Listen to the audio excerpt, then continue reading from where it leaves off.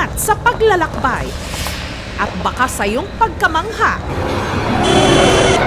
mabato-balani ka. At hindi mo alam, papunta ka na pala sa disgrasya. Bagay na nangyari sa sasakyang ito na isang maling abante na lang. Tsak!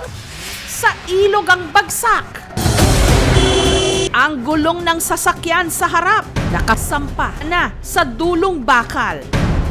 Ang tanging pumipigil na dumiretso ito sa ilog ang ipinangkalsong bato sa gulong nito sa likod. Nakaka kung paano siya napunta doon sa tulay. Parang may barikada dyan eh.